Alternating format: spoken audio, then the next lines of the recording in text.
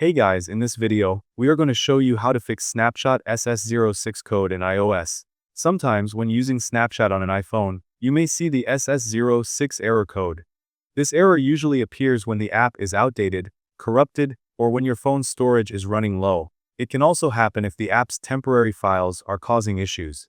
When this error occurs, Snapchat may not open properly, or some features may stop working. You can fix it by updating the app, clearing temporary files, or refreshing the app installation. Following these steps will help you get Snapchat running smoothly again, without losing your saved data or memories. First, open the App Store on your iPhone.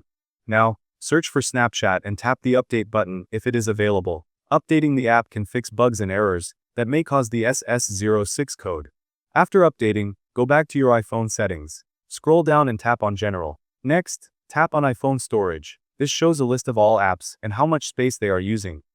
Now, scroll down and tap on Snapchat from the list. Here, you can choose to offload the app. Offloading the app will remove the app from your phone, but keep your data saved. After offloading, you can reinstall the app, which often fixes the SS06 error. Once the app is reinstalled, open Snapchat again, and the error should be resolved. Thank you guys so much for watching. I hope you got some value. See you at the next one.